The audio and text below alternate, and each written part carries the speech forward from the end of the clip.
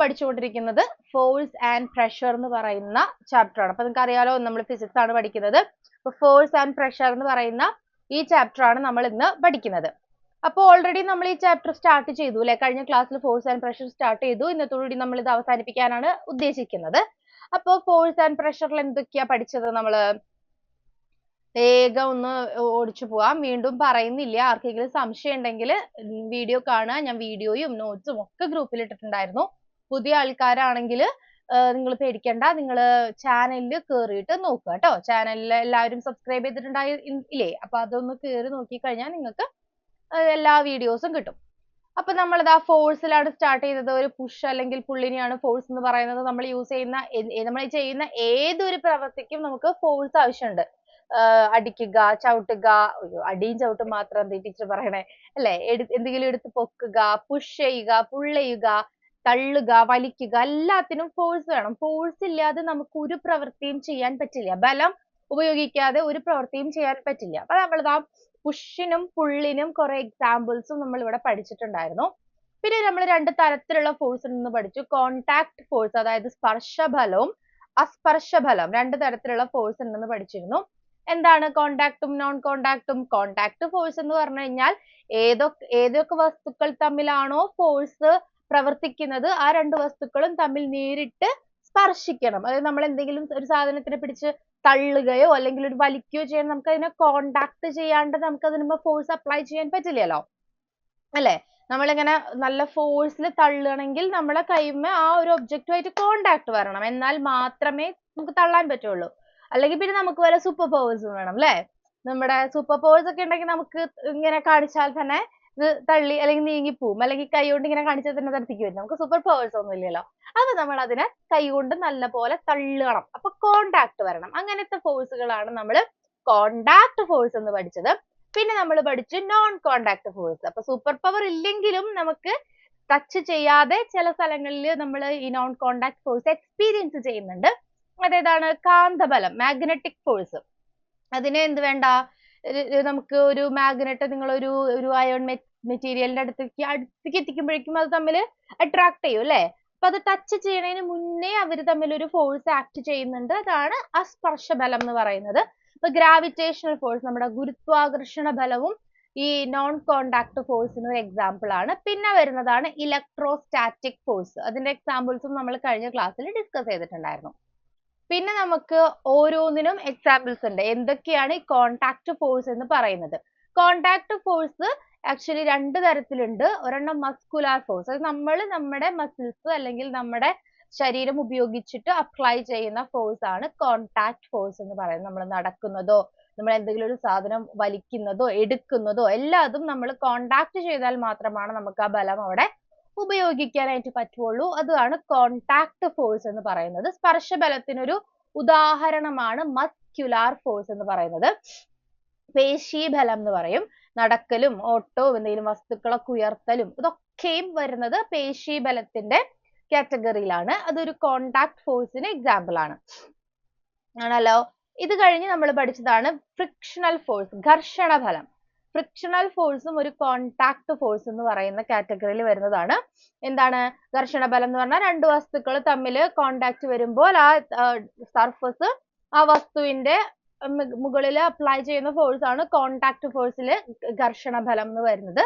അതായത് ഒരു ബോൾ ഉരുണ്ടുരുണ്ട് പോകുന്നുണ്ടെങ്കിൽ അത് ഒരു പെട്ടെന്ന് കുറെ നേരം ഉരുണ്ട് കഴിഞ്ഞാൽ കുറച്ച് നേരം സ്ലോ ആയിട്ട് അതവിടെ നിൽക്കും.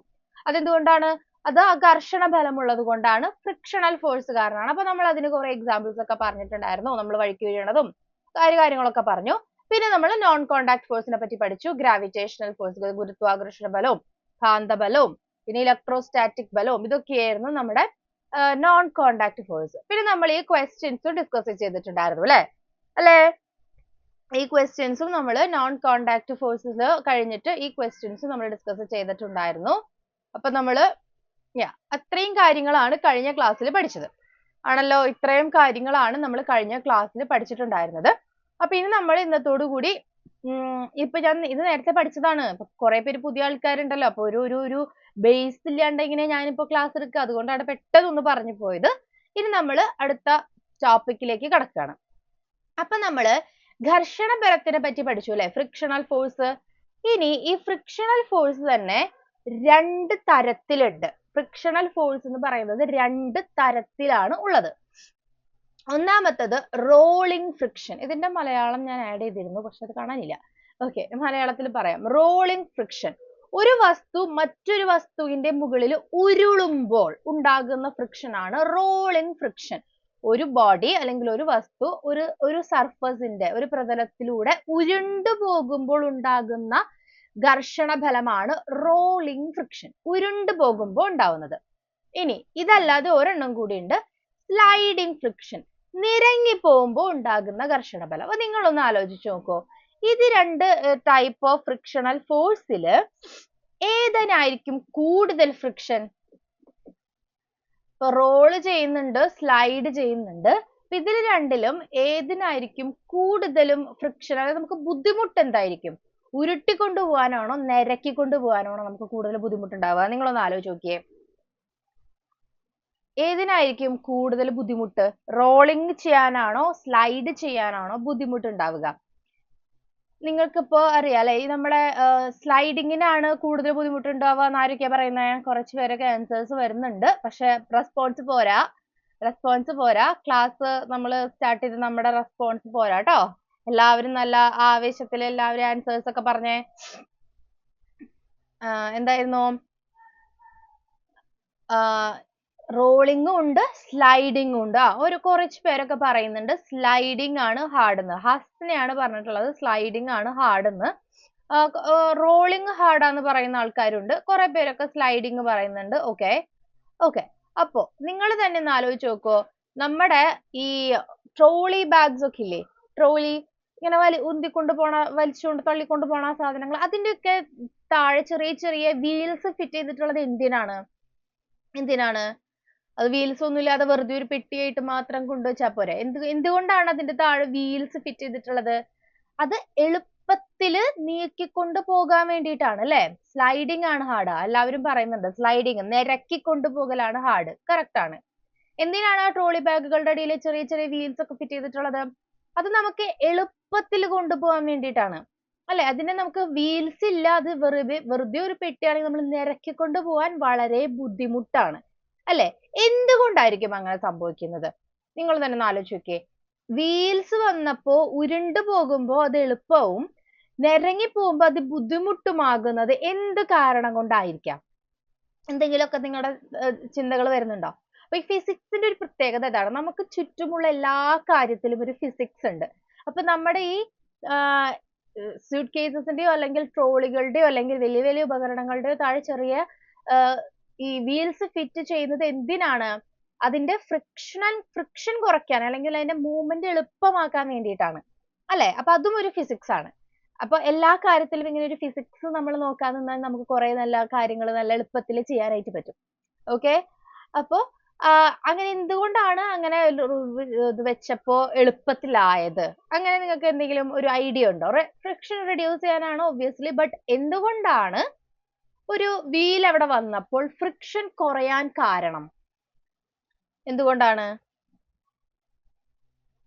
ഇത് വളരെ ഇമ്പോർട്ടന്റ് ആയിട്ടുള്ള ഒരു കാര്യമാണ് കേട്ടോ. ഫ്രിക്ഷനും എന്തും തമ്മിലുള്ള ബന്ധം ഇവിടെ കാണിക്കുന്ന ഫ്രിക്ഷനും ഏരിയയും വിസ്തൃതിയും, അതായത് നമ്മുടെ ഏതൊരു വസ്തുവാണോ നമ്മളുടെ സർഫസുമായിട്ട് ഒരു പ്രതലവുമായിട്ട് കോണ്ടാക്റ്റിൽ വരുന്നത്, ആ വസ്തുവിന്റെ ഏരിയ, വിസ്തീർണം എന്നല്ല പറയാ, ആ ഏരിയ എത്രത്തോളം ഭാഗം ഈ സർഫസുമായിട്ട് കോണ്ടാക്റ്റിൽ വരുന്നുണ്ടോ അത്രത്തോളം ഫ്രിക്ഷൻ കൂടും.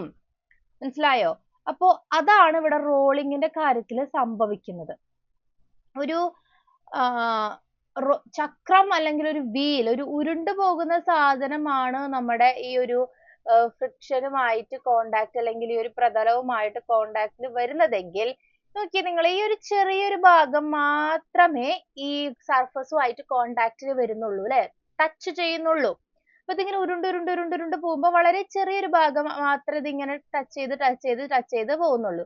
അപ്പോ ഈ രണ്ട് പ്രതലങ്ങളും, അതായത് ഈ വീലിന്റെ ഈ ഒരു പ്രതലവും ഈ താഴെയുള്ള ഈ നമ്മുടെ സർഫസും തമ്മിൽ ടച്ച് ചെയ്യുന്നത് വളരെ ചെറിയൊരു ഭാഗത്ത് മാത്രമാണ് അല്ലെ? അങ്ങനെ വളരെ ചെറിയൊരു ഭാഗത്ത് ടച്ച് ഈ രണ്ട് സർഫസുകളും തമ്മിൽ കോണ്ടാക്ട് വരുമ്പോൾ അവിടുത്തെ ഘർഷണ ബലം കുറവായിരിക്കും. അതിൽ വിപരീതമായിട്ട് സ്ലൈഡ് ചെയ്യുകയാണെങ്കിൽ നോക്കി ഒരു എൻറ്റയർ ബോക്സ് ഒരു സർഫസിൽ വെച്ചിട്ട് നമ്മൾ തള്ളിക്കൊണ്ട് പോവുകയാണെങ്കിൽ ഇത്രയും ഭാഗം അത് സർഫസുമായിട്ട് കോണ്ടാക്റ്റിൽ വരുന്നുണ്ട്. അപ്പൊ അത്രയും ഭാഗത്ത് അതിന്റെ ഫ്രിക്ഷണൽ ഫോഴ്സ് ആക്ട് ചെയ്യുന്നുണ്ട്. മനസ്സിലായോ? അപ്പൊ ആ ഫ്രിക്ഷണൽ ഫോഴ്സിനെ മറികടന്ന് ഇതിനെ തള്ളുക എന്ന് പറഞ്ഞു കഴിഞ്ഞാൽ കൂടുതൽ നമ്മൾ ബലം പ്രയോഗിക്കണം.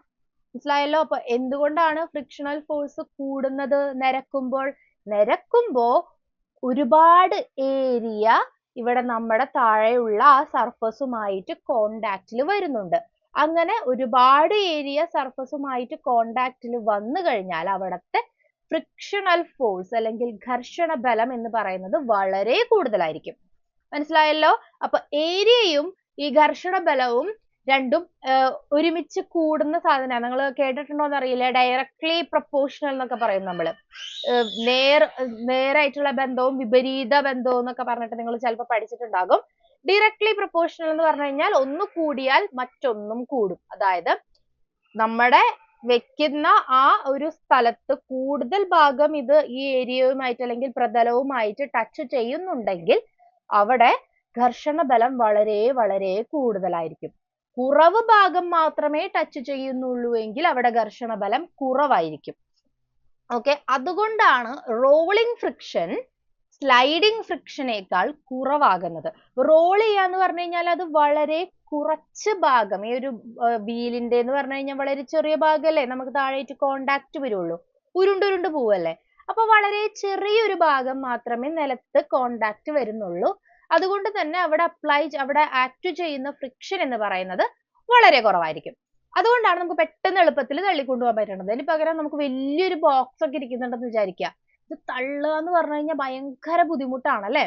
അപ്പൊ എന്തുകൊണ്ടാണ് ഈ ഫ്രിക്ഷൻ ഉണ്ടാകുന്നത് എന്ന് പറഞ്ഞു കഴിഞ്ഞാൽ നമ്മൾ അതിന്റെ കാര്യമായിട്ട് അതിനെപ്പറ്റി പറയുകയാണെങ്കിൽ നമ്മുടെ സർഫസിൽ കുറെ ഇറഗുലാരിറ്റീസ് ഉണ്ടാവും. നമ്മുടെ സർഫസ് റഫ് ആണെങ്കിൽ അതിന് കുറെ ഇറഗുലാരിറ്റീസ് ഉണ്ടാവും. അവിടെ ഇവിടെയൊക്കെ നമുക്ക് ഇങ്ങനെ തൊട്ട് വയ്ക്കാൻ തന്നെ ഭയങ്കര കരകരാന്നുണ്ടാവും അല്ലെ.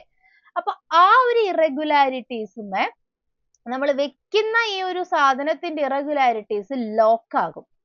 ഓക്കെ, അങ്ങനെ ഈ ഇറഗുലാരിറ്റീസ് തമ്മിൽ ലോക്ക് ആയാലാണ് ഈ ഫ്രിക്ഷൻ കൂടുക എന്ന് പറയുന്നത്. ഈ രണ്ട് ഇറഗുലാരിറ്റീസും തമ്മിൽ ലോക്ക് ആയിട്ട് അത് അങ്ങനെ തന്നെ ഇരിക്കും. അപ്പൊ ഈ ലോക്കൊക്കെ ആവണമെങ്കിൽ ഒന്നാമത് കുറെ നേരം അതവിടെ ഇരിക്കണം, അല്ലെങ്കിൽ രണ്ടാമത് എന്താണ്, ഇത് ഒരുപാട് സ്ഥലം അവിടെ കോണ്ടാക്ട് വരണം. അപ്പൊ റോളാണ് ചെയ്യുന്നതെങ്കിൽ ഈ രണ്ടും അവിടെ സംഭവിക്കുന്നില്ല, പെട്ടെന്ന് ഉരുണ്ടു പോവുകയാണ്, വളരെ ചെറിയ ഒരു ഏരിയയാണ് സർഫസുമായിട്ട് ടച്ച് ചെയ്യുന്നുള്ളൂ.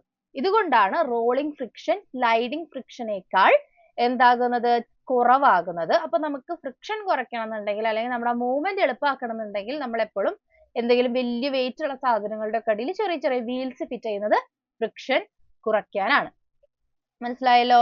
ഇതാണ് നമ്മുടെ റോളിംഗ് ഫ്രിക്ഷനും സ്ലൈഡിംഗ് ഫ്രിക്ഷനും രണ്ട് തരത്തിലുള്ള ഫ്രിക്ഷൻ. അപ്പൊ ഫ്രിക്ഷനെ പറ്റി നമ്മൾ പഠിച്ചു കഴിഞ്ഞു. ഇനി നമ്മളപ്പോ അടുത്ത ടോപ്പിക്കിലേക്ക് പോവാണ്.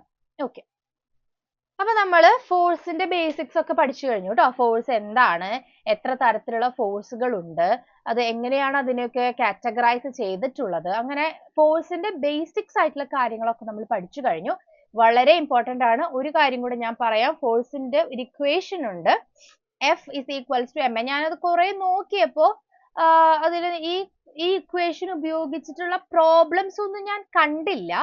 എന്നാലും നിങ്ങൾ ഇതൊന്ന് മനസ്സിലാക്കി വെച്ചോളൂ. ഫോഴ്സിന്റെ ഇക്വേഷൻ അല്ലെങ്കിൽ ഫോർമുല എന്ന് പറയുന്നത് force equals to mass times acceleration. Mass എന്ന് പറഞ്ഞാൽ അതിന്റെ മൊത്തം വെയിറ്റ്, മലയാളത്തിൽ ആക്ച്വലി പിണ്ഡം എന്നാണ് മാസിനെ പറയുന്നത്. ആക്സലറേഷൻ എന്ന് പറഞ്ഞാൽ ത്വരണം.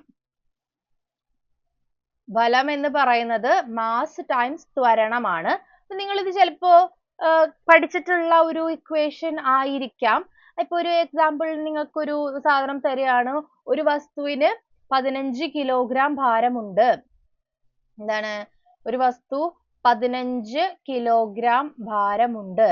അത് 8 അല്ലെങ്കിൽ 10 മീറ്റർ പെർ സെക്കൻഡ് സ്ക്വയർ ത്വരണത്തിലാണ് എന്ത് ചെയ്യുന്നത്, നീങ്ങുന്നത്. അതിന്റെ ഫോഴ്സ് എത്രയാണ് എന്ന് ചിലപ്പോൾ ഒരു ചോദ്യം വന്നാൽ നിങ്ങൾ എന്ത് ചെയ്താൽ മതി?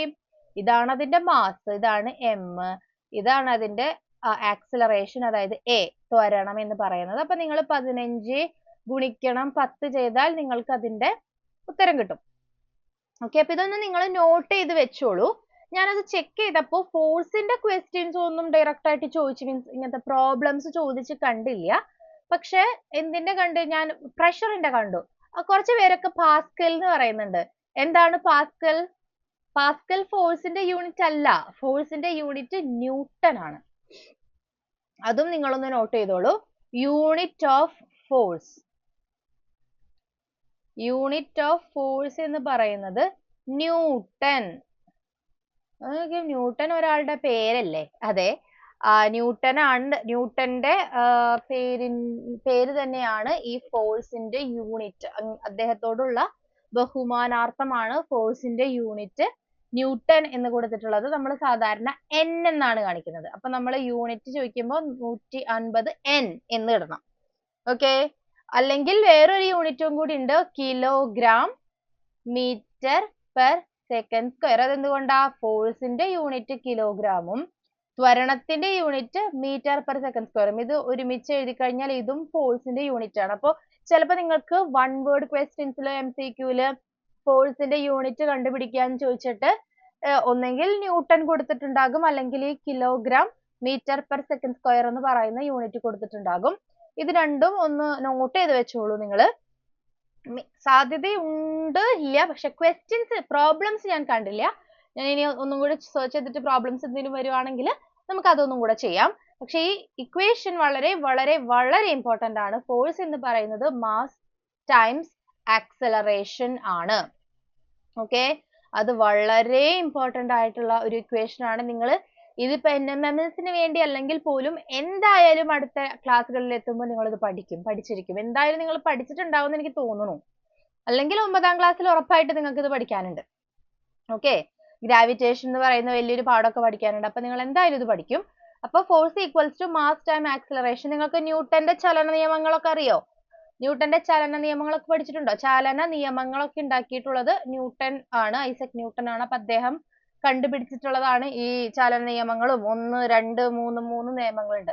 അപ്പൊ ഫോഴ്സിന്റെയും ഈ ബലത്തിന്റെയും ആക്സിലറേഷന്റെയും ഒക്കെ ബന്ധവും ഒക്കെ അദ്ദേഹമാണ് കണ്ടുപിടിച്ചിട്ടുള്ളത്. അപ്പൊ അതുകൊണ്ടാണ് ഇതിന്റെ ന്യൂട്ടൺ എന്ന് പറയുന്നത് ഇതിന്റെ യൂണിറ്റ് ആയിട്ട് നമ്മൾ യൂസ് ചെയ്യുന്നത്. ഓക്കെ, അപ്പൊ അതാണ് നമ്മുടെ ഫോഴ്സിനെ പറ്റി മൊത്തത്തിലുള്ള ഒരു ഔട്ട്ലൈൻ. ഓക്കെ, അപ്പൊ നമ്മൾ എല്ലാ ബേസിക് കാര്യങ്ങളും പറഞ്ഞു കഴിഞ്ഞു.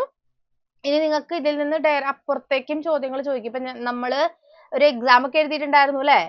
അപ്പൊ അതിൽ ഞാൻ നോക്കിയപ്പോ ഓൾമോസ്റ്റ് എല്ലാവർക്കും പ്രശ്നം വരുന്നത് ഈ പ്രോബ്ലത്തിന്റെ ഭാഗത്ത്. അത് എന്താണ് ഈ പ്രോബ്ലത്തിന്റെ ഭാഗത്ത് പ്രശ്നം വരുന്നതെന്ന് ചോദിച്ചാൽ, ഡയറക്റ്റ് ആയിട്ട് ഫോഴ്സ് കണ്ടുപിടിക്കൂ, 15 കിലോഗ്രാം 10 ആക്സിലറേഷൻ എന്ന് പറഞ്ഞാൽ നിങ്ങൾക്ക് ഡയറക്റ്റ് ആയിട്ട് 15 × 10 എന്ന് ചെയ്യാൻ അറിയാം.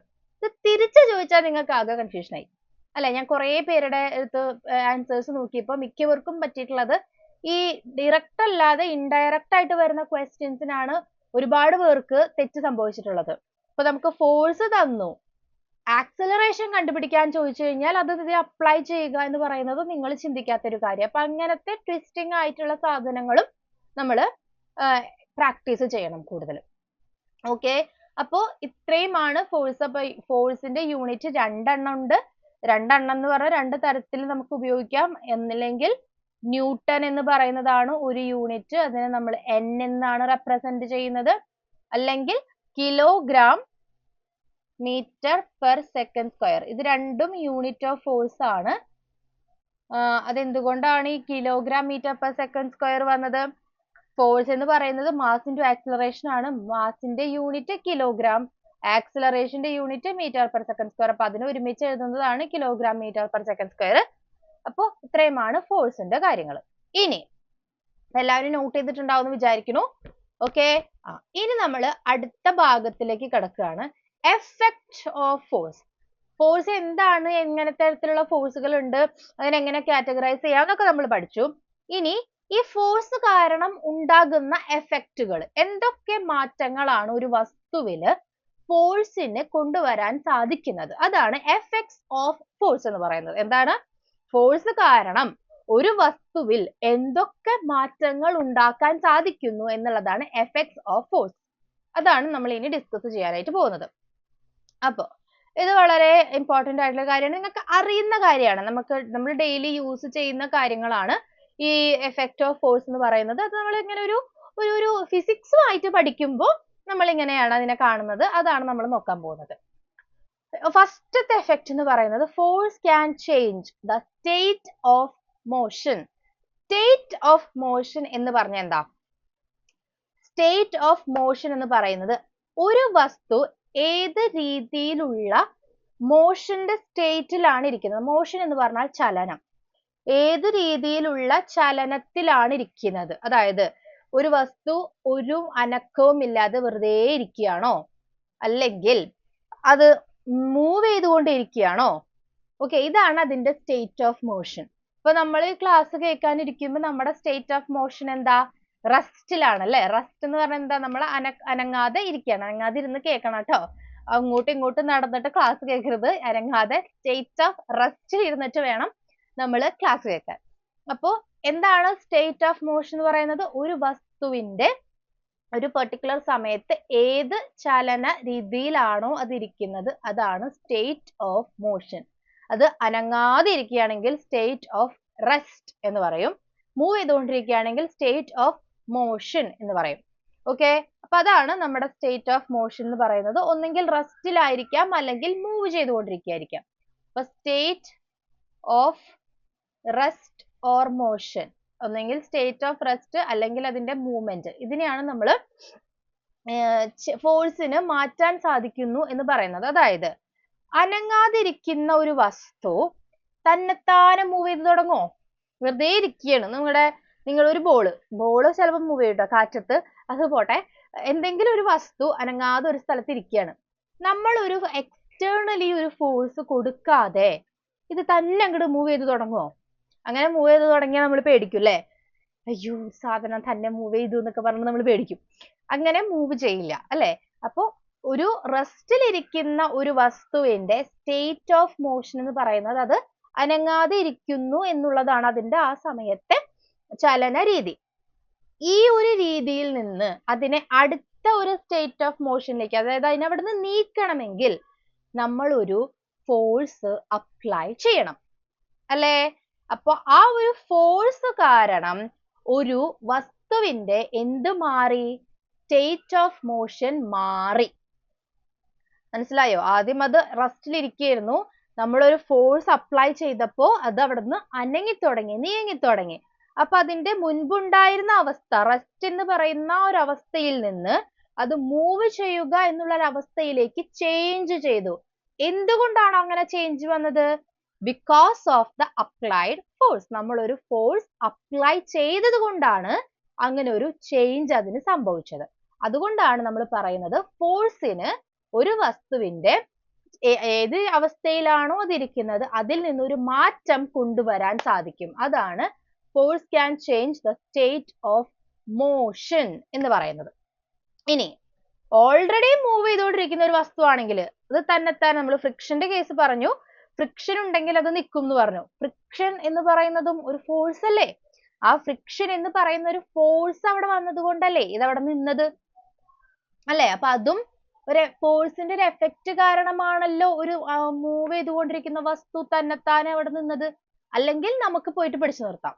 അപ്പോഴും എന്താണ് സംഭവിക്കുന്നത്? ഫോഴ്സ് ആണ് അവിടെ അപ്ലൈ ചെയ്യുന്നത് അല്ലെ? അപ്പൊ ഓൾറെഡി അനങ്ങാതിരിക്കുന്ന ഒരു വസ്തുവിനെ മൂവ്മെന്റിലേക്ക് ആക്കണമെങ്കിലും, മൂവ് ചെയ്തുകൊണ്ടിരിക്കുന്ന ഒരു വസ്തുവിനെ പിടിച്ചെവിടെയെങ്കിലും റെസ്റ്റിലേക്ക് ആക്കണമെങ്കിലും എന്ത് വേണം? ഫോഴ്സ് വേണം. ഓക്കെ, ഇത്രയും കാര്യങ്ങൾക്ക് ഫോഴ്സിന്റെ ആവശ്യമുണ്ട്.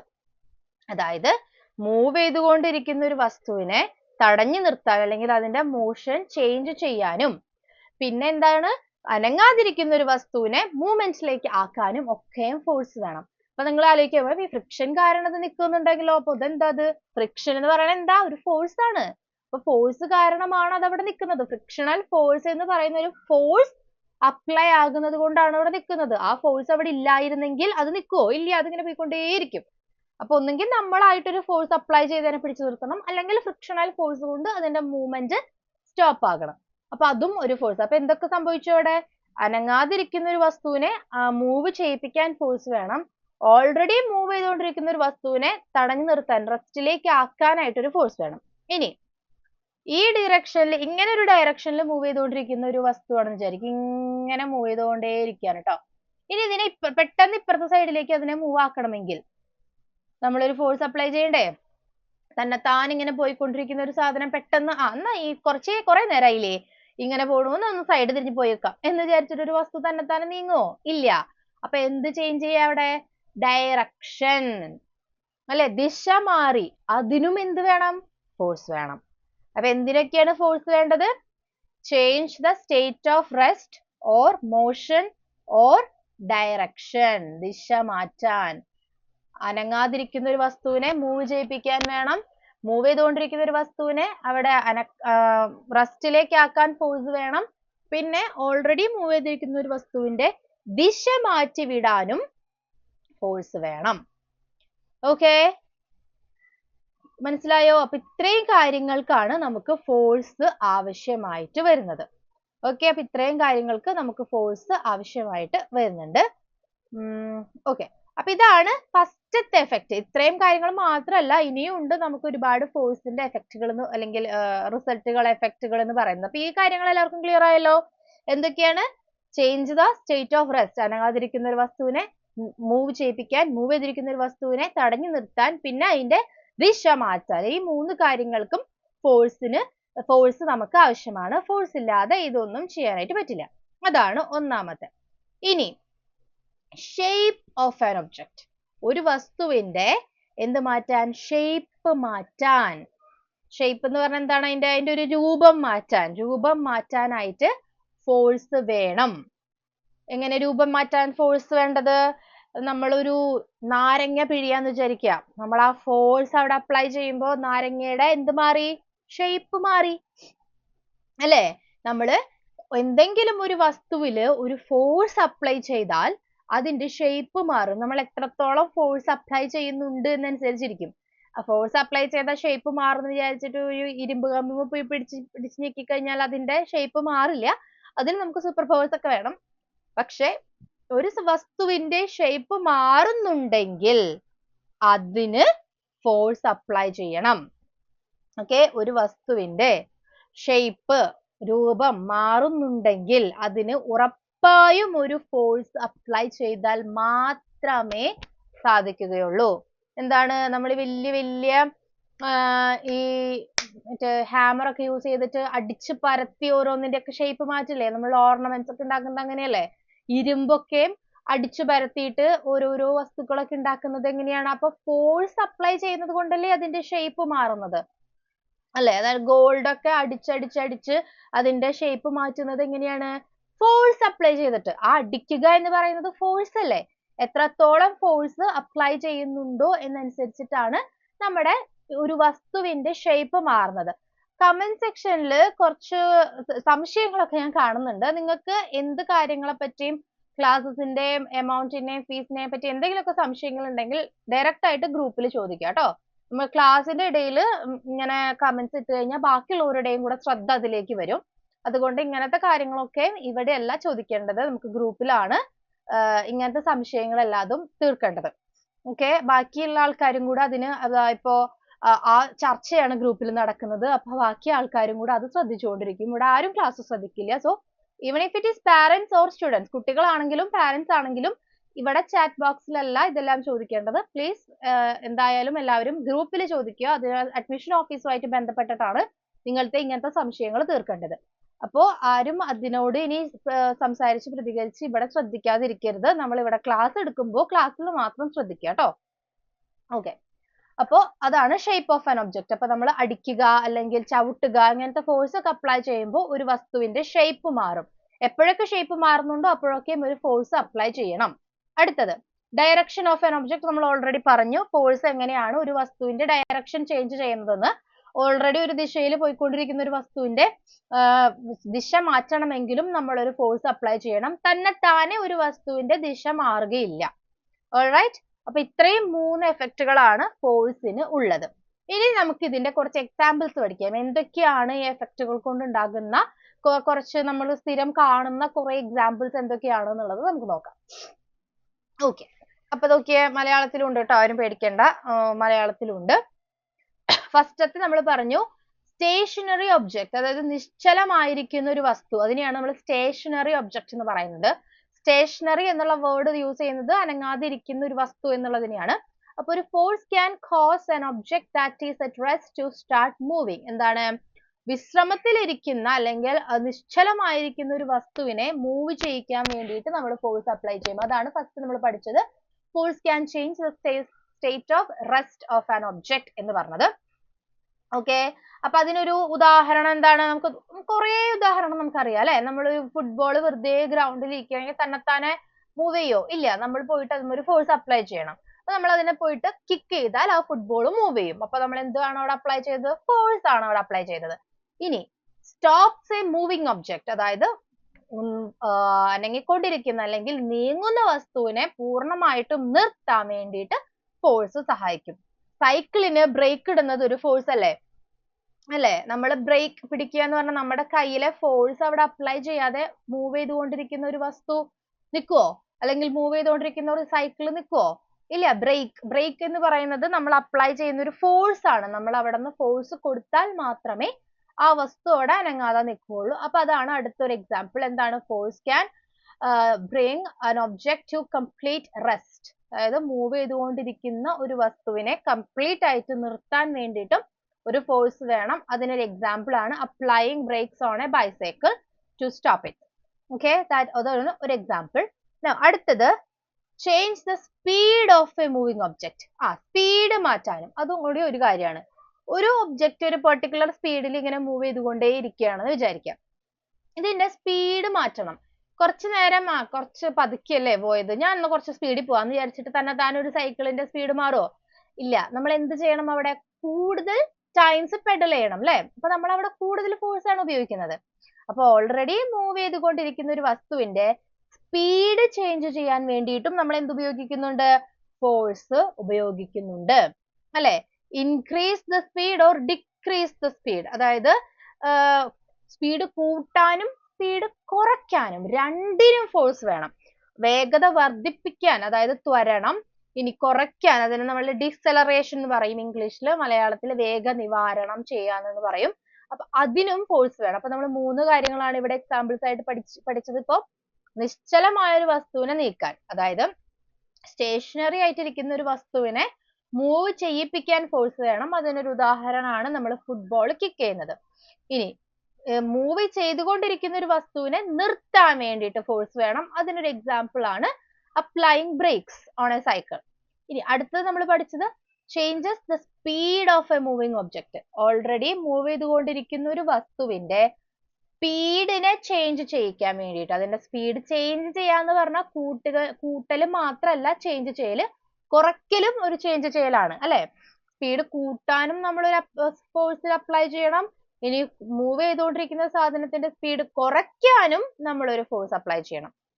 ഓക്കെ, അപ്പൊ രണ്ട് രീതിയിലും ഫോഴ്സിനെ മാറ്റാൻ വേണ്ടിയിട്ട് രണ്ട് രീതിയിലും സ്പീഡിനെ മാറ്റാൻ വേണ്ടിയിട്ട് നമ്മൾ ഒരു ഫോഴ്സ് അപ്ലൈ ചെയ്യണം. ഇനി അതിനൊരു എക്സാമ്പിൾ അവിടെ കൊടുത്തിട്ടുള്ളത് സ്വിങ് എന്താ? ഊഞ്ഞാല് നമ്മൾ നല്ല സ്പീഡ് കൂട്ടണമെങ്കിൽ കൂടുതൽ ഫോഴ്സ് അപ്ലൈ ചെയ്യണം അല്ലേ. നമ്മൾ ഒരു പെർട്ടിക്കുലർ സ്പീഡിൽ ഇങ്ങനെ ആടിക്കൊണ്ടിരിക്കുകയാണ്. അപ്പൊ നമുക്ക് ആ സ്പീഡ് പോരാ, ഒന്നുകൂടി ഒന്ന് സ്പീഡിൽ നല്ല ആഞ്ഞൊന്ന് തള്ളിയേ എന്ന് പറഞ്ഞാലല്ലേ ഇത് കൂടുതൽ സ്പീഡിൽ പോവുള്ളൂ അല്ലെ. അപ്പൊ അതിനും നമ്മൾ സ്പീഡ് കൂട്ടാൻ അവിടെ കൂടുതൽ ഫോഴ്സ് അപ്ലൈ ചെയ്യണം. ഇനി ഇതിനെ പിടിച്ചു നിർത്തണമെങ്കിലോ നമ്മൾ തന്നെ ഇതിനെ പതുക്കെ സ്ലോ ആക്കണമെങ്കിലും നമ്മൾ കൂടുതൽ ഫോഴ്സ് അവിടെ അപ്ലൈ ചെയ്യണം. ഫോഴ്സ് മാറിയാലേ ഈ സ്പീഡിലും അല്ലെങ്കിൽ ഡിറക്ഷനിലും ഒക്കെയും മാറ്റങ്ങൾ സംഭവിക്കുകയുള്ളൂ. ഓക്കെ, അതാണ് ഒരു example. Pushing A swing harder to make it go faster. അതായത് ആടുന്ന ഒരു ഊഞ്ഞാല് അതിനെ കൂടുതൽ വേഗത്തിൽ ആട്ടാൻ വേണ്ടിയിട്ട് എന്ത് വേണം? ഫോഴ്സ് വേണം. ഇനി ഡയറക്ഷൻ നമ്മൾ ഓൾറെഡി പറഞ്ഞു. ഓൾറെഡി മൂവ് ചെയ്തുകൊണ്ടിരിക്കുന്ന ഒരു സാധനത്തിന്റെ എന്ത് മാറ്റാൻ? ഡയറക്ഷൻ മാറ്റാൻ വേണ്ടിയിട്ട്. അപ്പൊ ഒരു ബോൾ ഒരു എക്സാമ്പിൾ അല്ലേ. ക്രിക്കറ്റ് കളിക്കുമ്പോ എങ്ങനെയാ? നമ്മൾ ബോൾ ഒരു ദിശയിലേക്ക് എറിയുന്നു, ബാറ്റ് കൊണ്ട് അതിനെ അടിക്കുമ്പോൾ അത് വേറൊരു ദിശയിലേക്കാണ് പോകുന്നത്. അപ്പൊ എന്ത് സംഭവിച്ചു? അവിടെ ഡയറക്ഷൻ മാറി അല്ലേ.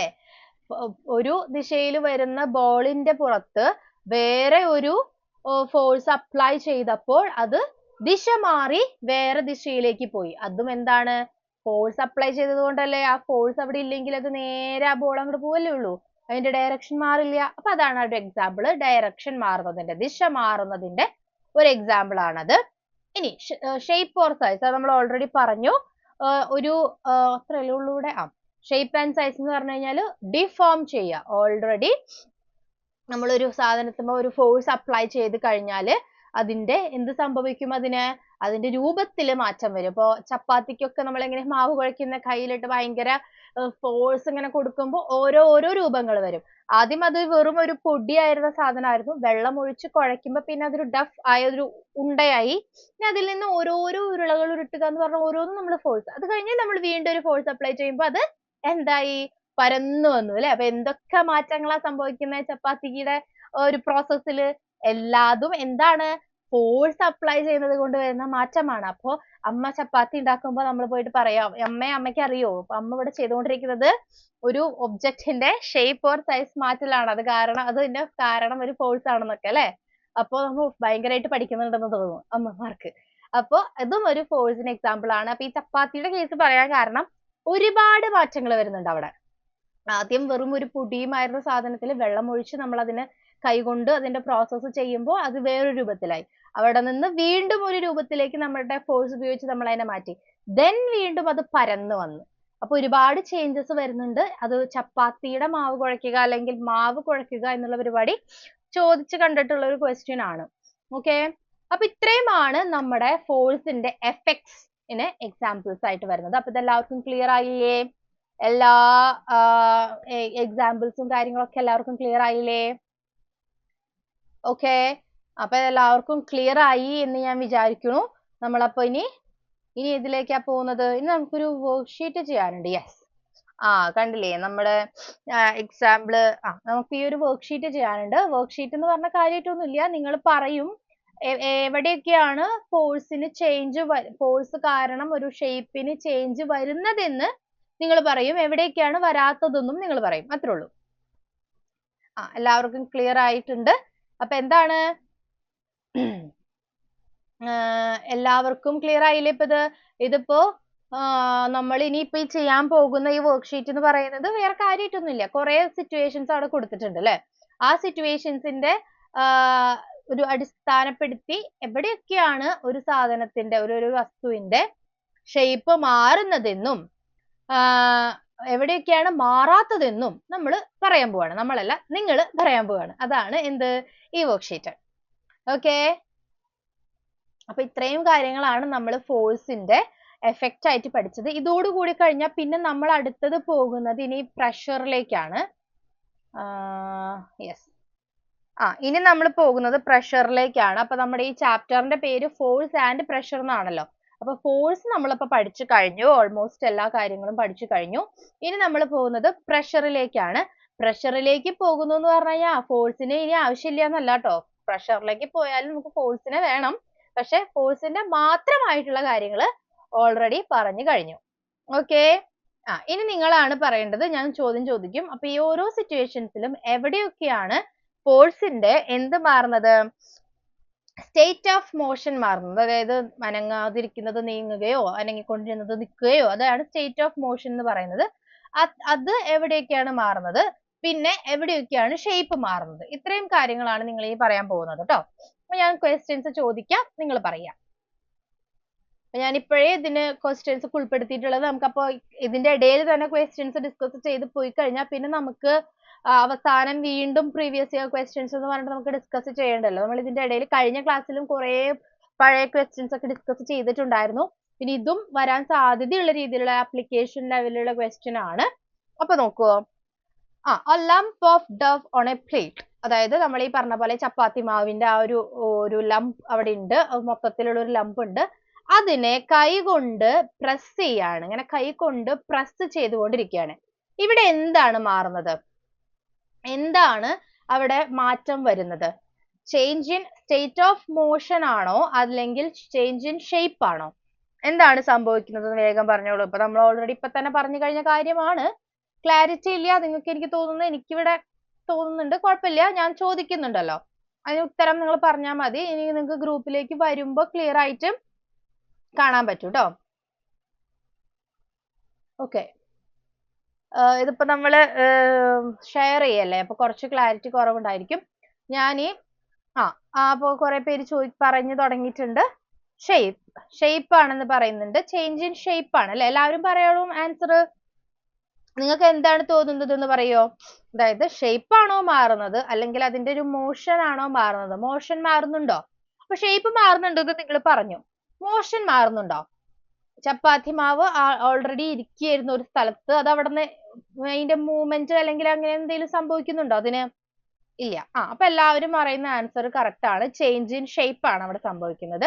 ഷേപ്പ് മാത്രമാണ് മാറുന്നത്. അപ്പൊ നമ്മള് ഒരു ലംപ് ഓഫ് ഡഫ് എന്ന് പറഞ്ഞു കഴിഞ്ഞാൽ ഈ മാവിനെയാണ് കേട്ടോ പറയുന്നത്. അതിനെ എടുത്തിട്ട് കൈകൊണ്ട് പ്രസ് ചെയ്യുമ്പോൾ അതിന്റെ സ്റ്റേറ്റ് ഓഫ് മോഷന് ഒരു മാറ്റവും സംഭവിക്കുന്നില്ല. അതായത് അത് റെസ്റ്റിലായിരുന്നു, അത് അപ്പോഴും റെസ്റ്റിൽ തന്നെയാണ്. അതിന് ഓൾറെഡി ഇരിക്കുന്ന സ്ഥലത്തു നിന്ന് അതിനൊരു മാറ്റവും സംഭവിക്കുന്നില്ല. പക്ഷെ നമ്മൾ പ്രസ് ഡൗൺ ചെയ്യുന്നത് കൊണ്ട് അതിന് എന്ത് സംഭവിച്ചു? അതിന്റെ ഷേപ്പിൽ മാറ്റം വന്നു. ഓക്കെ, ഷേപ്പിൽ മാത്രമാണ് അതിന് മാറ്റം വന്നത്. പിന്നെ നോക്കിയപ്പോ അതാണോ അതിന്റെ ഉത്തരം? ഞാനപ്പോ ഇവിടെ ഒരു ചെറിയൊരു ടിക്ക് ഇടാം നിങ്ങൾക്ക് പെട്ടെന്ന് മനസ്സിലാവാനായിട്ട്.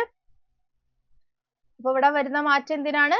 ചേഞ്ച് ഇൻ ഷേപ്പിലാണ്. യെസ്, ഇവിടെ ചേഞ്ച് ഇൻ ഇത് നോ അല്ലേ? ഇവിടെ ഇതാണ് സംഭവിക്കുന്നത്. ഇനി അടുത്തത് spring fixed to the back seat, spring fixed to the seat of a bicycle. അതായത് നമ്മുടെ പണ്ടത്തെ സൈക്കിൾ, ഇപ്പോഴത്തെ സൈക്കിളുകൾക്കൊന്നും ചിലപ്പോൾ അത് കണ്ടു എന്ന് വരില്ല. പണ്ടത്തെ സൈക്കിളുകൾ, ഈ വലിയ വലിയ സൈക്കിളുകൾ ഉണ്ടായിരുന്നു, നമ്മുടെ അച്ഛനൊക്കെ യൂസ് ചെയ്തിരുന്ന വലിയ വലിയ സൈക്കിളൊക്കെ ഉണ്ടായിരുന്നു. അതില് ഇങ്ങനെ താഴെ ഇങ്ങനെ സ്പ്രിങ് കാണാം. നിങ്ങൾക്ക് ആ ഫിഗറിൽ കാണുന്നുണ്ടോ എന്ന് അറിയില്ല. ഇവിടെ കണ്ടോ, ഇങ്ങനെ കുറെ സ്പ്രിങ്ങുകൾ ഉണ്ട്. നമ്മൾ ഇരിക്കുമ്പോ ആ സ്പ്രിങ്ങുകൾ എന്താ സംഭവിക്കുന്നത്? അതിങ്ങനെ കംപ്രസ് ആവും, എല്ലാം കൂടി ഇങ്ങനെ ചുരുങ്ങി വരും. അതിനു മുന്നേ ആ സ്പ്രിങ്ങുകള് ഇങ്ങനെയായിരുന്നു നിന്നിരുന്നത്. ഇങ്ങനെ അകന്നാണ് ഈ സ്പ്രിങ്ങുകൾ നിന്നിരുന്നത്. പക്ഷെ ഇത് ഇരുന്ന് കഴിഞ്ഞ് കഴിഞ്ഞാൽ ഈ സ്പ്രിങ്ങുകൾ ഇങ്ങനെ വളരെ വളരെ വളരെ വളരെ അടുത്തടുത്ത് വരും. അതായത് സ്പ്രിങ്ങുകൾ കംപ്രസ് ആകും. അപ്പൊ എന്ത് മാറ്റം അവിടെ സംഭവിച്ചത്? ചേഞ്ച് ആണോ അല്ലെങ്കിൽ അതിന്റെ സ്റ്റേറ്റ് ഓഫ് മോഷൻ ആണോ മാറിയത്? നമ്മള് സ്പ്രിങ്ങിന് എന്ത് മാറ്റമാണ് സംഭവിച്ചത്? സൈക്കിളിന് എന്ത് മാറ്റം സംഭവിച്ചു എന്നല്ല ഞാൻ ചോദിക്കുന്നത്. ആ സ്പ്രിങ്ങിന്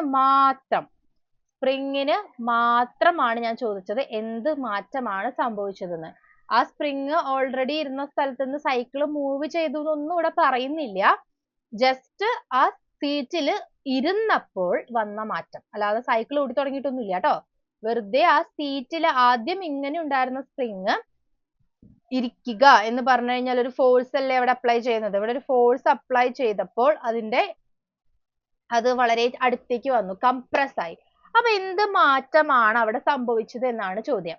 ഷേപ്പ് ആണോ മാറിയത്, അതോ സ്റ്റേറ്റ് ഓഫ് മോഷൻ ആണോ മാറിയത്? എന്തുകൊണ്ടാണ് എല്ലാവരും സ്റ്റേറ്റ് ഓഫ് മോഷൻ എന്ന് പറയുന്നത്? സ്റ്റേറ്റ് ഓഫ് മോഷൻ അല്ല, ഷേപ്പ് ആണ് മാറിയത്. സ്റ്റേറ്റ് ഓഫ് മോഷൻ മാറിയെന്ന് നമുക്ക് എങ്ങനെ പറയാൻ പറ്റുന്നത്? അത് ഓൾറെഡി റെസ്റ്റിലായിരുന്നു. ഒരു സൈക്കിൾ ഒരു സ്ഥലത്ത് അനങ്ങാതിരിക്കുകയാണ്. അപ്പൊ അതിൽ ഒരാൾ വന്ന് ഇരുന്നപ്പോഴും ആ സൈക്കിൾ അവിടെ നിന്ന് അനങ്ങിയിട്ടില്ലല്ലോ. അല്ലെങ്കിൽ ആ സ്പ്രിങ് മുമ്പ് എവിടെയായിരുന്നോ ആ സ്പ്രിങ് അവിടെ നിന്ന് ഒരു ചേഞ്ചും ആ സ്പ്രിങ്ങിന്റെ എന്തിൽ വന്നിട്ടില്ല? പൊസിഷനിൽ വന്നിട്ടില്ല. ആ സ്പ്രിങ് മുമ്പ് ഇരുന്നത് എവിടെയാണോ അവിടെ തന്നെയാണ് അത് പിന്നെയും ഇരിക്കുന്നത്. അപ്പൊ ഒരുപാട് പേര് സ്റ്റേറ്റ് ഓഫ് മോഷൻ എന്ന് ഉത്തരം പറഞ്ഞിട്ടുണ്ട്. സ്റ്റേറ്റ് ഓഫ് മോഷൻ എപ്പോഴാണ് പറയേണ്ടത്? അനങ്ങാതിരിക്കുന്ന ഒരു വസ്തു മൂവ് ചെയ്യുമ്പോഴോ, അല്ലെങ്കിൽ മൂവ് ചെയ്തുകൊണ്ടിരുന്ന ഒരു വസ്തു അനങ്ങാതെ പെട്ടെന്ന് നിൽക്കുമ്പോഴോ, അല്ലെങ്കിൽ അതിന്റെ സ്പീഡ് മാറുമ്പോഴോ, ഡയറക്ഷൻ മാറുമ്പോഴോ, ഈ ഒരു സാഹചര്യങ്ങളിൽ മാത്രമാണ് അതിന്റെ സ്റ്റേറ്റ് ഓഫ് മോഷൻ മാറുന്നത്. ഇപ്പൊ നിങ്ങൾ നോക്കിയേ, ഓൾറെഡി ആ സീറ്റ് അവിടെ റെസ്റ്റിലായിരുന്നു. ആ സീറ്റിൽ ഒരാൾ വന്ന് ഇരുന്നു എന്നുള്ളത് കൊണ്ട് ആ സീറ്റിന്റെ പൊസിഷനിൽ നിന്ന് അത് മാറുന്നുണ്ടോ എങ്ങനെയെങ്കിലും? ഇല്ല, അതില് മാറ്റം വരുന്നില്ല. എന്താണ് മാറ്റം വന്നത്? അതിന്റെ ഷേപ്പ് ആണ് മാറിയത് അല്ലേ? ഒരു ഫോഴ്സ് വന്നപ്പോൾ ഇങ്ങനെ ഇരുന്ന സാധനം ഇങ്ങനെ അമർന്ന് അത് ചെറുതായി. നമ്മൾ ലെമൺ ഒക്കെ സ്ക്വീസ് ചെയ്യാന്ന് പറയുന്നത് പോലെ, ലെമൺ സ്ക്വീസ് ചെയ്യുമ്പോൾ എന്താ സംഭവിക്കുന്നത്? നാരങ്ങ പിഴിയുമ്പോ അതിങ്ങനെ ചെറുതായി ചുരുങ്ങി വരും അല്ലെ? നമ്മൾ അപ്ലൈ ചെയ്യുന്ന ഫോഴ്സ് കാരണം. ഇതുപോലെ അതന്നെയല്ലേ ഇവിടെയും സംഭവിച്ചത്. അപ്പൊ ഷേപ്പ് മാത്രമാണ് മാറിയത്. സ്റ്റേറ്റ് ഓഫ് മോഷൻ മാറണമെങ്കിൽ എന്ത് വേണം? അനങ്ങാതിരുന്ന സ്റ്റേഷനറി ആയിട്ട് നിശ്ചലമായിരുന്ന ഒരു വസ്തു ഒന്നുകിൽ മൂവ് ചെയ്യാൻ സ്റ്റാർട്ട് ചെയ്യണം, അല്ലെങ്കിൽ മൂവ് ചെയ്തുകൊണ്ടിരുന്ന ഒരു വസ്തു നിശ്ചലമാകണം, അല്ലെങ്കിൽ അതിന്റെ സ്പീഡ് മാറണം. മൂവ് ചെയ്തുകൊണ്ടിരുന്ന ഒരു വസ്തുവിന്റെ സ്പീഡ് ചേഞ്ച് ചെയ്യണം, അല്ലെങ്കിൽ മൂവ് ചെയ്തുകൊണ്ടിരിക്കുന്ന ഒരു വസ്തുവിന്റെ ദിശ മാറണം. ഇത്രയും കാര്യങ്ങൾ വന്നാൽ മാത്രമേ അതൊരു change in state of motion, ചലനത്തിൽ വരുന്ന ഒരു ചലന രീതിയിൽ അല്ലെങ്കിൽ ചലനാവസ്ഥയിൽ വരുന്ന ഒരു മാറ്റമാവുകയുള്ളൂ. സ്റ്റേറ്റ് ഓഫ് മോഷൻ എന്ന് പറയുന്നത് ചലനാവസ്ഥ എന്നാണ് അതിനെ പറയുന്നത്. അതിന്റെ ചലനാവസ്ഥയിൽ വരുന്ന ഒരു മാറ്റം എന്ന് പറഞ്ഞാൽ ഞാൻ ഈ പറഞ്ഞ 4 കേസുകൾ മാത്രമേ ഉള്ളൂ. പക്ഷെ ഇവിടെ ചലിക്കാതിരുന്ന ഒരു വസ്തുവായിരുന്നു. ഫോഴ്സ് അപ്ലൈ ചെയ്തതിന് ശേഷവും അത് ചലിക്കുന്നുണ്ടോ? നീങ്ങുന്നുണ്ടോ? അത് ഇല്ല, നീങ്ങുന്നില്ല. അത് അവിടെ തന്നെയാണ് ഇരിക്കുന്നത്. ഓക്കെ, അപ്പോ അതിന് എന്ത് വരുന്നില്ല? സ്റ്റേറ്റ് ഓഫ് മോഷൻ ഒരു ചേഞ്ചും വരുന്നില്ല. എന്താണ് മാറുന്നത്? ഷേപ്പ് മാത്രമാണ് മാറിയത്. ഓക്കെ, അപ്പൊ അത് ക്ലിയർ ആയി എന്ന് വിചാരിക്കണം. ഇനി അടുത്തത് എന്താണ്? നമ്മളൊരു റബ്ബർ ബാൻഡ് ഇങ്ങനെ വലിച്ചിട്ട് നിങ്ങൾക്ക് കാണുന്നുണ്ടോന്ന് അറിയില്ല, ഒരു ആണി, ചുമരുമ്പോ ഒരു ആണി ഉണ്ട്. ആ ആണിയുമ്പോ റബ്ബർ ബാൻഡ് കൊളുത്തിയിട്ട് ഇങ്ങനെ വലിച്ചു പിടിച്ചേക്കാണ്. ഓക്കെ, ആ റബ്ബർ ബാൻഡിലേക്ക് നമ്മൾ ഒരു വെയിറ്റോ അല്ലെങ്കിൽ അതിനെ പുൾ ചെയ്ത് ഇടുവാന്ന് വിചാരിക്കുക. അപ്പൊ നിങ്ങൾക്ക് ഞാൻ ഇവിടെ കാണിച്ചു തരാം. ഫസ്റ്റ് ആ റബ്ബർ ബാൻഡ് അവിടെ വെറുതെ ഇങ്ങനെ കൊളുത്തിയിട്ടേക്കാണ്. എങ്ങനെ കൊളുത്തിടുന്നത്? ഇപ്പൊ ഒരു ആണി ഇങ്ങനെ നിൽക്കുന്നുണ്ടെങ്കിൽ ആ ആണിയുമ്മ ഒരു റബ്ബർ ബാൻഡ് വെറുതെ ഇങ്ങനെ കൊളുത്തിയിട്ടേക്കാണ് കേട്ടോ. അതുമ്പോ ഒന്നും ഫോഴ്സ് ഒന്നും ആക്ട് ചെയ്യുന്നില്ല, വെറുതെ ഒരു റബ്ബർ ബാൻഡ് അവിടെ ഇങ്ങനെ കൊളുത്തിയിട്ടേക്കാണ്. ഇനി നമ്മൾ ഈ റബ്ബർ ബാൻഡ് പിടിച്ച് വലിക്കുകയോ അല്ലെങ്കിൽ അതുമ്മ എന്തെങ്കിലും കാര്യമായ വെയിറ്റ് ഉള്ള സാധനം തൂക്കിയിടുകയോ ചെയ്താൽ ആ റബ്ബർ ബാൻഡിന്റെ എന്താണ് മാറുന്നത്? സ്റ്റേറ്റ് ഓഫ് മോഷൻ ആണോ ഷേപ്പ് ആണോ മാറുന്നത്? എന്താണ് മാറുന്നത്? സ്റ്റേറ്റ് ഓഫ് മോഷൻ ആണോ മാറുന്നത് അല്ലെങ്കിൽ ഷേപ്പ് ആണോ മാറുന്നത്? നിങ്ങളൊന്ന് ആലോചിച്ച് നോക്കൂ. ആദ്യം ആ റബ്ബർ ബാൻഡ് അവിടെ വെറുതെ ഒരു ഫോഴ്സും ഇല്ലാതെ വെറുതെ കിടക്കുകയായിരുന്നു. അതിലൊരു ഫോഴ്സ് അപ്ലൈ ചെയ്ത, പിടിച്ചു വലിക്കുക എന്ന് പറഞ്ഞാൽ പുൾ, ഒരു ഫോഴ്സ് അല്ലേ? അല്ലെങ്കിൽ എന്തെങ്കിലും തൂക്കിയിടുക എന്ന് പറഞ്ഞാലും ആ ഒരു വെയിറ്റ് അല്ലേ അവിടെ ആക്ട് ചെയ്യുന്നത്. അപ്പൊ അതൊരു ഫോഴ്സ് അല്ലേ? കറക്റ്റ് ആണ് കേട്ടോ. എല്ലാവരും പറയുന്ന ഉത്തരം കറക്റ്റ് ആണ്. എന്താണ്? ഷേപ്പ് ആണ് മാറുന്നത്. റബ്ബർ ബാൻഡ് ഓൾറെഡി വെറുതെ കിടന്നിരുന്നപ്പോൾ അതിനൊരു പെർട്ടിക്കുലർ ഷേപ്പ് ഉണ്ടായിരുന്നു. അത് കഴിഞ്ഞ് നമ്മൾ അതിനെ പിടിച്ച് വലിച്ചപ്പോ അതിന്റെ ഷേപ്പ് മാറി. ഷേപ്പ് അല്ലേ മാറിയത്? അപ്പൊ പിന്നെ വലിച്ചപ്പോ എന്താ സംഭവിക്കുക? അത് ഇങ്ങനെ നീണ്ടു വന്നു അല്ലേ? അപ്പോ ഷേപ്പ് ആണ് മാറിയത്. സോ ഇവിടെയും നമുക്ക് ചേഞ്ച് ഇൻ ഷേപ്പ് ആണ് സംഭവിച്ചത്. അതിന്റെ സ്റ്റേറ്റ് ഓഫ് മോഷൻ എന്തെങ്കിലും മാറ്റം ഉണ്ടോ? ഇല്ല, അത് ഓൾറെഡി അവിടെ തന്നെയാണ് കിടന്നിരുന്നത്. അതിന്റെ ഷേപ്പ് മാറിയെന്ന് മാത്രമേ ഉള്ളൂ. അപ്പോൾ അപ്ലൈയിങ് എ ഫോഴ്സ്, ഒരു ഫോഴ്സ് അപ്ലൈ ചെയ്തപ്പോൾ അതിന്റെ ഷേപ്പ് മാത്രമാണ് ചേഞ്ച് ആയത്. ഇനി രണ്ട് ബ്രിക്ക് അല്ലെങ്കിൽ നോക്കി ഞാൻ ഇവിടെ കാണിച്ചു തരാം. 2 ബ്രിക്സ് ഇവിടെ വെച്ചിട്ടുണ്ട്, അല്ലെങ്കിൽ 2 ബുക്സോ എന്തെങ്കിലും. അതിന്റെ നടുക്ക് നിങ്ങൾ ഒരു സ്കെയിൽ ഇങ്ങനെ വെച്ചേക്കാണ് കേട്ടോ. ഒരു സ്ഥലത്ത് നിന്ന് മറ്റൊരു സ്ഥലത്തേക്ക് ഇങ്ങനെ ഒരു സ്കെയിൽ വെച്ചേക്കാണ്. ഇനി ഈ സ്കെയിലിന്റെ നടുക്ക് നിങ്ങൾ എന്തെങ്കിലും ഒരു വെയിറ്റ് കൊണ്ടുവച്ചെന്ന് വിചാരിക്കുക. ഓക്കെ, നല്ല കട്ടിയുള്ള ഒരു വെയിറ്റ് ഇങ്ങനെ കൊണ്ടുവച്ചാൽ എന്താ അവിടെ സംഭവിക്കുന്നത്? സ്കെയിൽ എന്താവും? സ്കെയിലിന്റെ ഷേപ്പ് ആണോ മാറുക അതോ സ്കെയിലിന്റെ സ്റ്റേറ്റ് ഓഫ് മോഷൻ ആണോ മാറുക? 2 ബുക്സോ അല്ലെങ്കിൽ 2 കട്ടകള് അതിന്റെ മുകളിൽ ഒരു വടി പോലെ ഇങ്ങനെ ഒരു സ്കെയിൽ വെച്ചേക്കണു. നിങ്ങൾ എന്നിട്ട് ആ സ്കെയിലിന്റെ മുകളിൽ വലിയൊരു വെയിറ്റ് കൊണ്ടുവച്ചാൽ എന്താണ് മാറുന്നത്? എന്താ മാറുന്നത് അവിടെ? ഷേപ്പ് ആണോ മാറുന്നത് അല്ലെങ്കിൽ അവിടെ അതിന്റെ സ്റ്റേറ്റ് ഓഫ് മോഷൻ ആണോ മാറുന്നത്?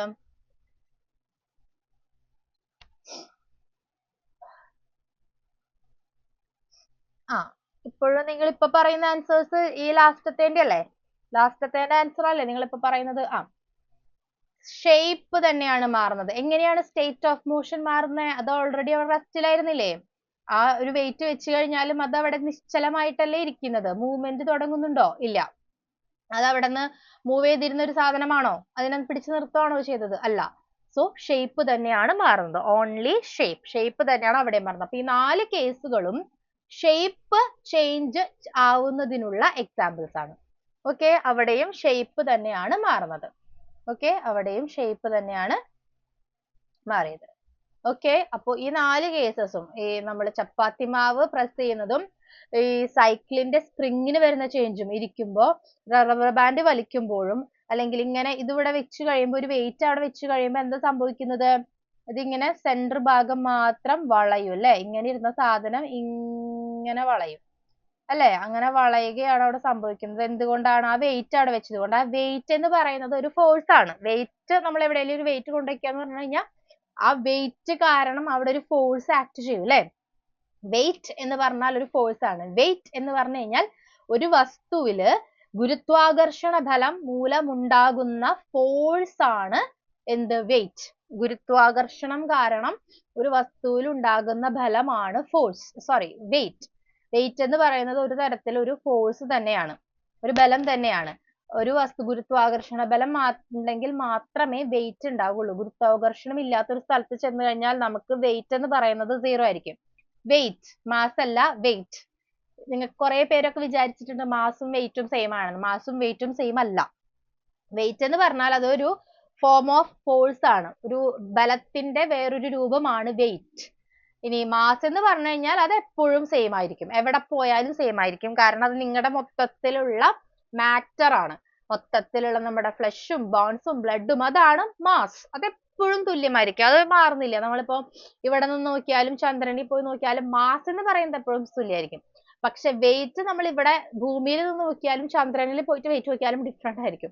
കാരണം എന്താ? ചന്ദ്രനിൽ ഗുരുത്വാകർഷണ ബലം ഇല്ല, അപ്പോ അവിടെ വെയിറ്റ് ഉണ്ടാവില്ല, വളരെ കുറവാണ് വെയിറ്റ് അല്ലെ? അപ്പൊ നമ്മൾ തന്നെ ഒരു 20 നില കെട്ടിടത്തിന്റെ മുകളിൽ നിന്ന് നോക്കിയാലും ഭൂമിയിൽ നിന്ന് നോക്കിയാലും നമ്മുടെ വെയിറ്റിൽ വ്യത്യാസം വരും. വെയിറ്റ്, ഞാൻ പറയുന്നത് വെയിറ്റ് ആണ്, മാസ് അല്ല. അപ്പൊ വെയിറ്റ് എന്ന് പറയുന്നത് ഒരു ഫോഴ്സ് ആണ്. അപ്പൊ നമ്മൾ വെയിറ്റ് അപ്ലൈ ചെയ്യുക എന്ന് പറഞ്ഞാൽ അതൊരു ഫോഴ്സ് അപ്ലൈ ചെയ്യൽ തന്നെയാണ് കേട്ടോ. ഓക്കെ, അത് സെയിം അല്ല. അത് കുറെ പേർക്ക് ഒരു മിസ്കൺസെപ്ഷൻ ഉണ്ട്, വെയിറ്റും മാസും സെയിം ആണെന്ന്. വെയിറ്റ് എന്ന് അത് നിങ്ങൾ പഠിക്കും. അടുത്ത കൊല്ലം നിങ്ങൾക്ക് ഗ്രാവിറ്റേഷൻ എന്ന് പറയുന്ന ചാപ്റ്ററിൽ നിങ്ങൾക്ക് ഇതിനെപ്പറ്റി വ്യക്തമായി പഠിക്കാനുണ്ട്, വെയിറ്റും മാസും തമ്മിലുള്ള വ്യത്യാസം എന്താണെന്നുള്ളത്. ഓക്കെ. അപ്പോ ഇത്രയുമാണ് നമ്മുടെ ഫോഴ്സിന്റെ കാര്യങ്ങൾ. അപ്പൊ നമ്മൾ ഫോഴ്സിന്റെ ഓൾമോസ്റ്റ് എല്ലാ കാര്യങ്ങളും പഠിച്ചു കഴിഞ്ഞു. ഇനി നമ്മൾ അടുത്ത പോകാൻ പോകുന്ന ടോപ്പിക് എന്ന് പറയുന്നത് ത്രസ്റ്റ് ആൻഡ് പ്രഷർ ആണ്. Thrust and pressure. ത്രസ്റ്റ് എന്ന് പറയുന്നത് വേറൊന്നുമല്ല, ഫോഴ്സിനെ തന്നെയാണ് ത്രസ്റ്റ് എന്ന് പറയുന്നത്. ഫോഴ്സ് തന്നെയാണ് ത്രസ്റ്റ്. ഫോഴ്സിന്റെ വേറൊരു പേരാണ് ത്രസ്റ്റ്. അപ്പൊ ഞാൻ എന്താണ് ഈ ഫോഴ്സും ത്രസ്റ്റും തമ്മിലുള്ള വ്യത്യാസം എന്ന് നിങ്ങൾക്ക് പറഞ്ഞുതരാം. സിമ്പിൾ ആയിട്ട് മനസ്സിലാക്കിക്കോളൂ. പെർപെൻഡിക്കുലർ എന്താന്ന് അറിയോ നിങ്ങൾക്ക്? ലംബം എന്തല്ലേ? പെർപെൻഡിക്കുലർ എന്ന് പറഞ്ഞാൽ എന്താന്ന് അറിയോ നിങ്ങൾക്ക്? ഒരു സർഫസിന്റെ കറക്റ്റ് സ്ട്രെയിറ്റ് ആയിട്ട് വരുന്ന ഒരു ലൈൻ, ഇതിനെയാണ് പെർപെൻഡിക്കുലർ എന്ന് പറയുന്നത്. ലംബം എന്ന് പറയും. യെസ്, ലംബബലം, ലംബം എന്ന് പറയും അല്ലെ? ലംബം, പിന്നെ പാരലൽ, ഇതൊക്കെ നിങ്ങൾ മാത്സിൽ പഠിച്ചിട്ടുണ്ടാവും. ലംബം എന്ന് പറഞ്ഞാൽ എന്താണ്? കറക്റ്റ് നേരെ വരുന്നതാണ് ലംബം. 90 ഡിഗ്രി, കറക്റ്റ് 90 ഡിഗ്രി എന്ന് ഒരാൾ കമന്റ് ചെയ്തിട്ടുണ്ട്. എന്തായിരുന്നു പേര്? പേര് ഞാൻ ഓർക്കുന്നില്ല കേട്ടോ. സോ 90 ഡിഗ്രി എന്ന് പറഞ്ഞാൽ എന്താണ്? ഒരു ലൈനിൽ മറ്റൊരു ലൈൻ കറക്റ്റ് 90 ഡിഗ്രി ആംഗിൾ ആണ് ക്രിയേറ്റ് ചെയ്യുന്നതെങ്കിൽ അതാണ് ലംബം അല്ലെങ്കിൽ പെർപെൻഡിക്കുലർ എന്ന് പറയുന്നത്. അങ്ങനെ ഒരു വസ്തുവിൽ അല്ലെങ്കിൽ ഒരു പ്രതലത്തിൽ 90 ഡിഗ്രി ആംഗിളിൽ അല്ലെങ്കിൽ കറക്റ്റ് ലംബമായി ഒരു ഫോഴ്സ് ആക്ട് ചെയ്യുന്നുണ്ടെങ്കിൽ ആ ഫോഴ്സിനെയാണ് ത്രസ്റ്റ് എന്ന് പറയുന്നത്. ഫോഴ്സ് തന്നെയാണ്, വേറൊരു പേര് പറയുന്നു എന്നുള്ളൂ. ത്രസ്റ്റ്, പ്രഹരം എന്ന് മലയാളത്തിൽ ഞാൻ കണ്ടു. എന്താണ്? ഒരു വസ്തുവില് കറക്റ്റ് സ്ട്രെയിറ്റ് ആയിട്ട്, എപ്പോഴും സ്ട്രെയിറ്റ് ആയിട്ടാണോ ഫോഴ്സ് അപ്ലൈ ചെയ്യുന്നത്? അല്ല. ഫോഴ്സിനെ എങ്ങനെ വേണമെങ്കിലും ആക്ട് ചെയ്യാം. നോക്കി, ഇങ്ങനെ ആക്ട് ചെയ്യാം, അല്ലെങ്കിൽ ഇങ്ങനെ ഇരിക്കുന്ന സാധനത്തിന് ഏതൊരു ദിശയിൽ വേണമെങ്കിലും ഫോഴ്സിന് ആക്ട് ചെയ്യാം. ഒരു വസ്തുവിലെ ഏതൊരു ദിശയിൽ വേണമെങ്കിലും ആക്ട് ചെയ്യാം ഫോഴ്സിന്. അതിൽ തന്നെ കറക്റ്റ് ലംബമായി വരുന്ന ഫോഴ്സിനെയാണ് ത്രസ്റ്റ് എന്ന് പറയുന്നത്.